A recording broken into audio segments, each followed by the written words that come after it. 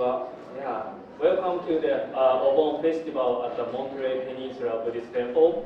My name is Reverend Hibiki Murakami. I'm the resident minister of this temple, and I'm very pleased to see that many of you are here for my introduction to Buddhism. From now, I'd like to take about 20 minutes for the introduction to the Buddhism, and more specifically, the tradition of Jodo Shinshu, or Shin Buddhism, which is the tradition practice at this temple. But before we begin, I'd like to ask a quick question. So, how many of you are visiting this temple for the first time? Okay, thank you. And how many of you are visiting a Buddhist temple for the first time? Okay, the number varies, but it's good. Thank you. Okay, wonderful. Yeah, thank you and welcome. So, Monterey Peninsula Buddhist Temple is a Japanese Buddhist temple with its roots in the Japanese immigrant communities that settled in this area about 100 years ago. If you are interested in learning more about the history of Japanese Americans, I highly recommend that you visit the Monterey chapter of the Japanese American Citizens League, or known as the Japan Hall, in the downtown Monterey, where you can find an excellent historical exhibit out there. Then, let me briefly introduce the history of this temple. So my apologies, the screen is a very limited area, but so our history can be back to the early 1920s. Local Japanese immigrants invited a minister from Salinas Buddhist Temple, today they call the Buddhist Temple of Salinas, to conduct Buddhist services in a private home, not the public space nor the building back then. Those small gatherings marked the beginning of what would eventually become Monterey Peninsula Buddhist Temple. Before World War II, this temple functioned as a branch of Salinas Buddhist Temple under the guidance of several pioneer ministers. During those years, it served as an important spiritual home for the Japanese Buddhist community in the Monterey. That's maybe the only place for them. By the way, the Buddhist temple of Salinas still exists in the old Chinatown in Salinas. In fact, the last Sunday of this month is their Obon festival is going to take place June 26th. So you are more than welcome to stop by the Salinas Temple's Obon. So by the way, I'm also in charge of the resident minister for the Salinas Temple. So you'll see either of the locations. Like many Japanese American communities, this temple's activities were interrupted during World War II after the power cover. However, after the war, many members quickly returned and rebuilt the group. In 1946, Monterey Peninsula Buddhist Temple became independent from Salinas Buddhist Temple. Then in 1965, the temple relocated to its current location here, seaside, from the JACL Japanese Hall in downtown, the Monterey. Thanks to the dedication of the temple members and generous support of our organization, the Buddhist churches of America, we flourished. However, once in 1970s, after the building was built, the whole building was destroyed and lost by fire. In this picture, the slide, the bottom two slides, on your left is the architecture, the fires from the outside, and at the bottom right corner is right here, this place, the Ondo was totally burned down. But the enthusiasts of the partnership and community, they successfully rebuilt this temple. And you still can see the original plaque of the original members' names are inscribed at the corner of the one of this building. You can see that. Then, today we hold Sunday services weekly. We also offer a monthly children's program called Dharma School. And so we are always happy to welcome new families if you are interested in. Although our schedule changed a little bit during this busy Obon season, our regular Sunday service begins at 10 a.m. every Sunday. Because I also serve Salinas Buddhist Temple too, I'm here about once a month.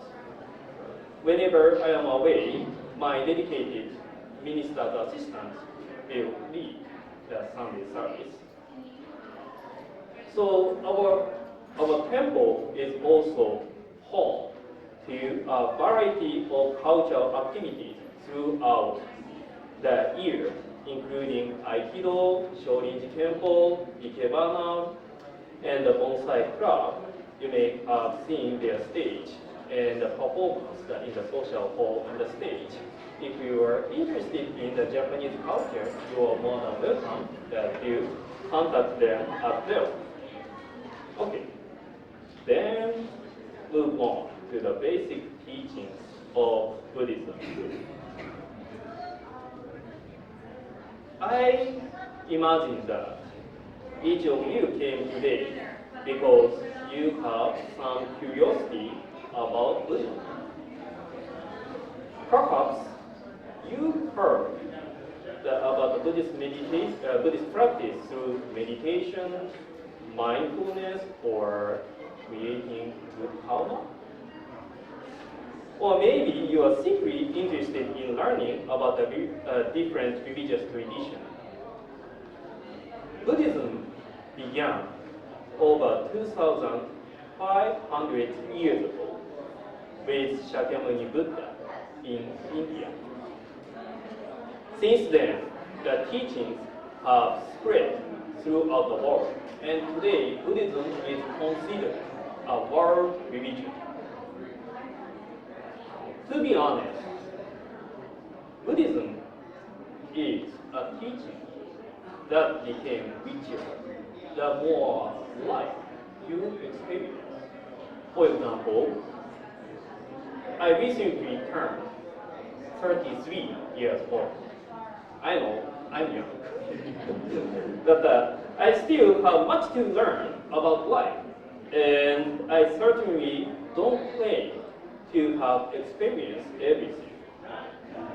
But one of the beautiful things about Buddhism is that it doesn't matter how old you are, where you come from, or what your background may be. All of us share the same human experience. We are born, we encounter joy and disappointments, and one day we will all face death.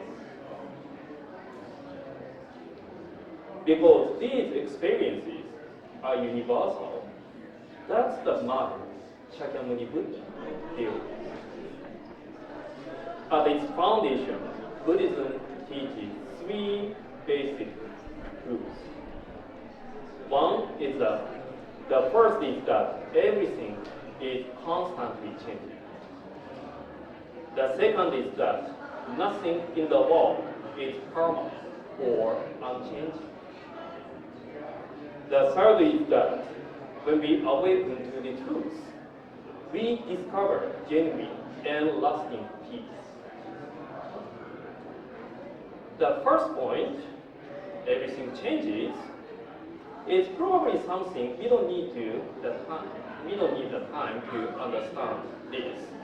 You know, every day we see changes all around us. Children grow into adults, our bodies age, even relationships change, and circumstances come and go. But the second teaching is more difficult to accept. Although we live in a constantly changing world, we naturally long for things that never change. We want love that never fades. We want wealth that never runs out. We want health that never declines. We want life itself to last forever. In many ways, this is a painful truth for us to hear. The truth is that expecting permanence in an impermanent world is like expecting never to feel hungry again. No matter how satisfying today's meal, maybe eventually we become hungry once more. So hunger is simply part of being alive. If someone refuses to accept that reality and instead, I should never be hungry again, that person would only create more suffering. They might become frustrated, desperate, or even make harmful decisions simply to satisfy that impossible expectations. So the Buddha taught that our attachment to permanence is much same. We cling to the hope that things should never change, even though change is the very nature of life itself. Buddha calls this attachment as Obon, or blind passion. Our blind passion becomes the source of many forms of suffering. For this reason, Buddhist practitioners throughout history sought a way to free themselves from these attachments. Through their practice, they aspire to awaken to wisdom and compassion, ultimately realizing nirvana, which is the state of complete liberation from suffering. After Shakyamuni Buddha revealed his path, many different Buddhist traditions developed throughout the history. As a result, Buddhism offered many paths toward awakening. So that is not only one path. Others may gradually deepen their understanding over many years. And there are also many people who sincerely wish to live a good life, but find themselves unable to devote themselves completely to rigorous spiritual practice. Yet the Buddha's compassion is not reserved only for exceptional monks or highly accomplished practitioners. The path to liberation is open to everyone. Then, here at the Monterey Peninsula Buddhist Temple, we belong to a tradition called Jodo Shinshu Buddhism.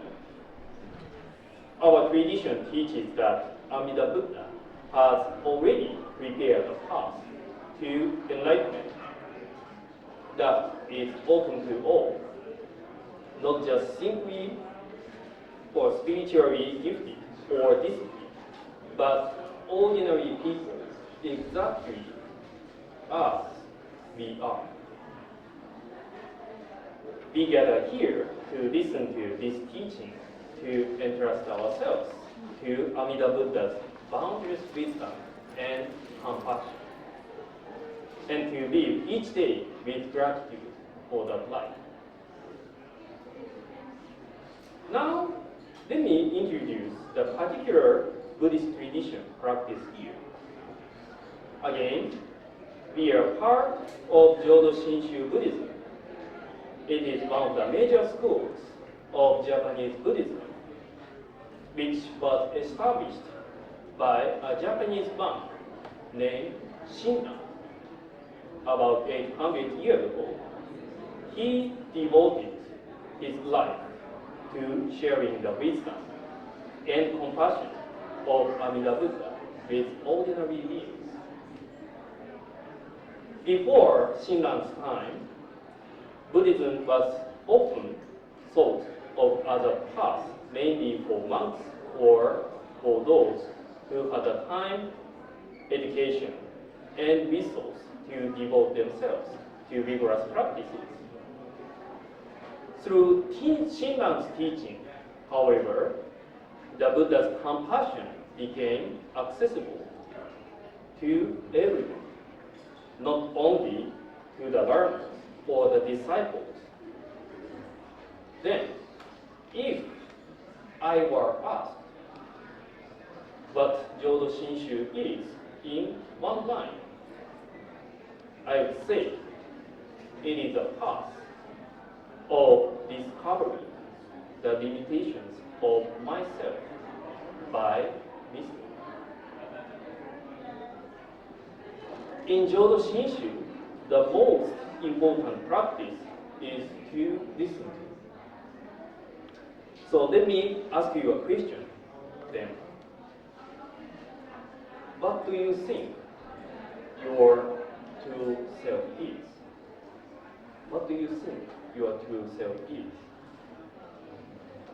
I'm not speaking about your appearance, your profession, your accomplishments, or even your positions.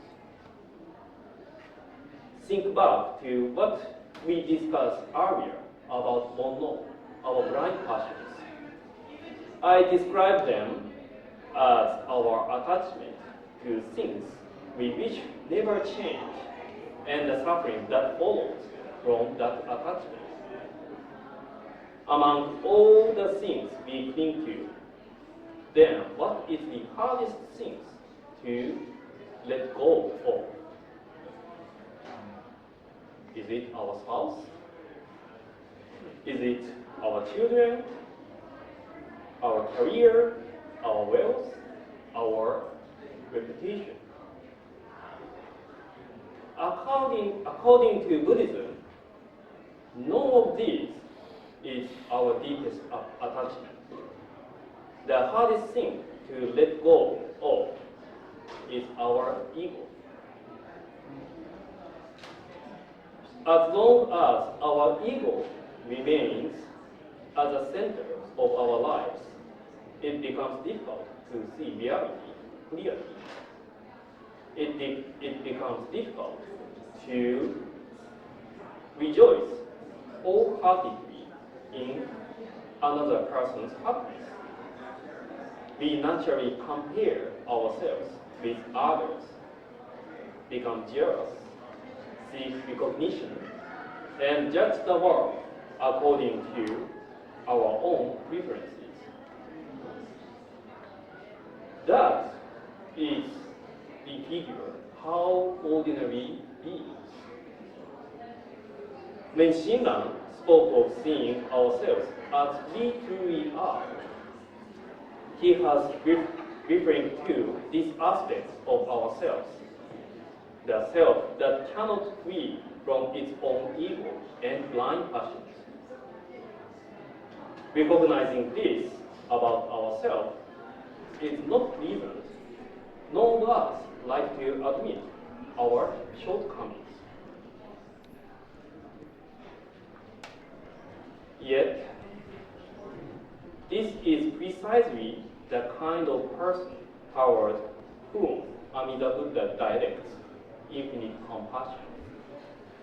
Amida Buddha made a vow never to abandon ordinary people burdened with blind passion, but to guide them all to enlightenment. This promise is called the primal vow. As we remember, the Buddhist Jodo Shinshu is aware, recognizing our own limitations by listening to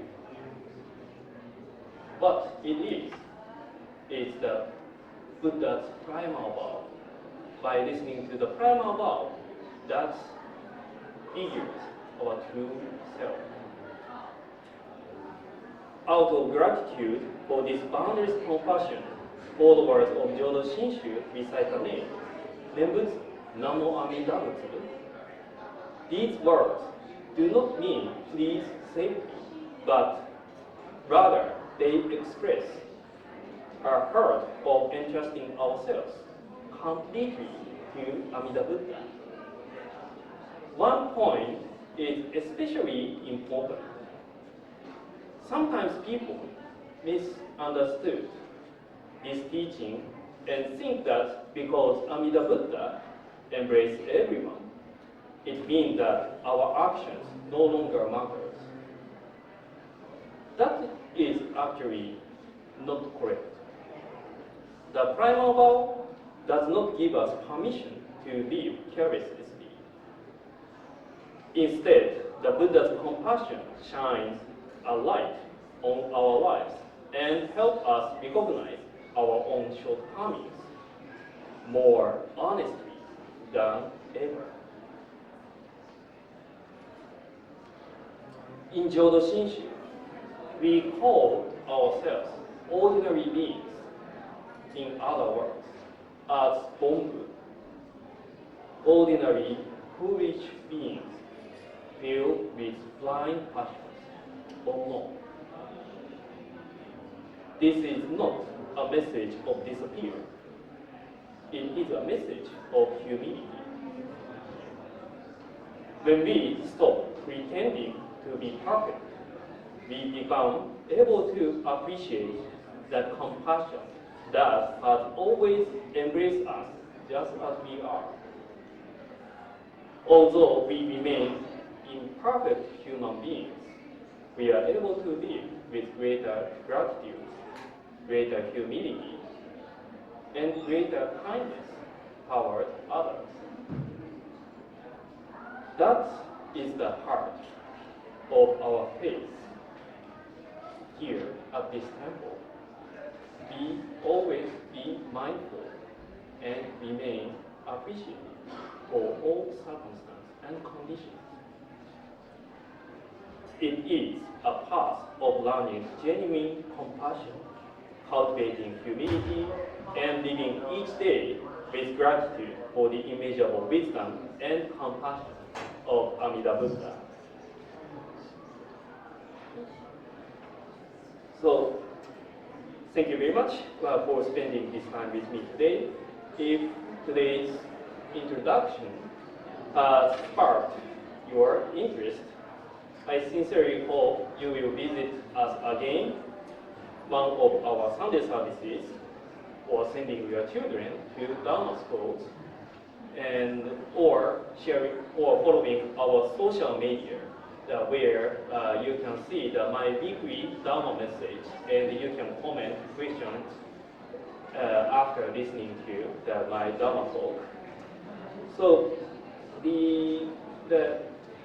at 2:30, I aware that there is another cultural performance that takes place in the social hall, I guess. But So if you need to leave, please do so. And if you have any questions, I'm happy to hear from the floor, share or directly talk to me. Yeah. So unless you wanna ask right now, do you have any questions? It's good. So I'll be here around after this session, and my weekly Dharma message, the script is displayed in the front next to the incense burner, and the publications of the Introduction to Buddhism published by the BDK is a free distribution which sits on the center the table of the burner, the very small, the orange, the leaflet. You can take it for your home for free. And of course, you're more than welcome to offer the incense to pay homage to the Buddha.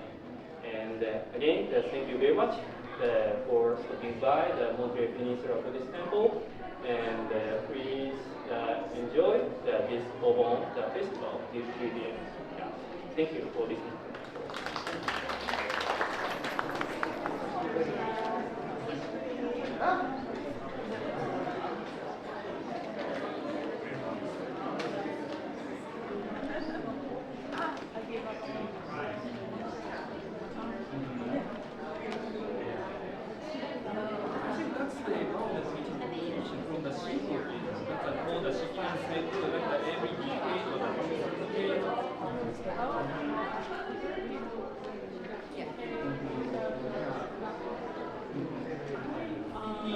I'm not a specialist about the Shinto, but my understanding